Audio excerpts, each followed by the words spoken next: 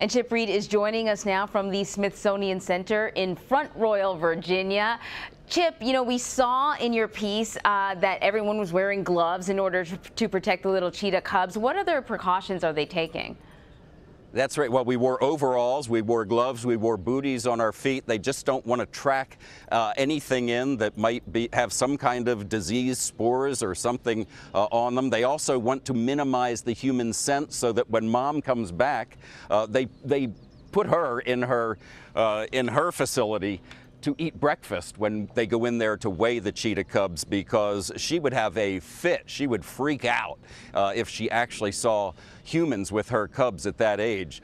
So she cannot see it. She comes back. When we went in to see the cubs, she came back and she sniffed them, and she could tell somebody had been there. They could tell that she was reacting to it. She went out and got on top of the mound outside of the little dog house that they basically live in and looked around to see what was going on, and then went back in and licked them all to get the human scent off them. But there are a lot of precautions. They touch them as little as possible. They only go in there a couple of times a week to weigh them and check on their health.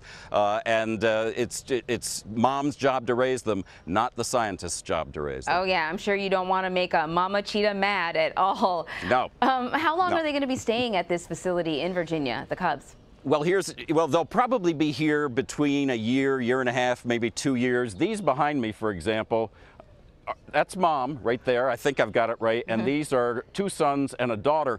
Those sons and daughter are 18 months old, and they're going to be separated from mom about 2 weeks from now. And so that is what usually happens. So these 10 cubs will probably be taken away from mom at about a year and a half, maybe 2 years.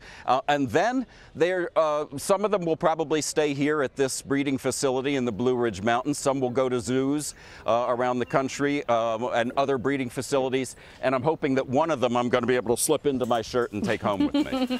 I think it's fine for now. Maybe in a few weeks you may not want to be keeping, because at 18 months they look pretty big. Yeah, I'm not sure how my dogs will feel about that either. Yeah, so. Exactly.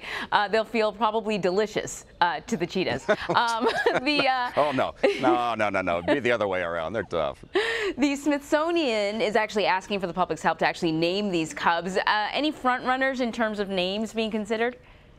Yeah, the names are all famous conservationists. The last name, like Rachel Carson, and we also have Muir and Jane Goodall, right? Of course. Fosse and Roosevelt, as in Teddy. And by the way, for 5 of the 10 cubs, there's a contest on CBSNews.com where you can go in and pick which names you want. So we're going to decide the names of 5 of these cubs right on CBSNews.com. Oh, that is very cool. Chip Reid in Front Royal, Virginia. Thank you so much, Chip.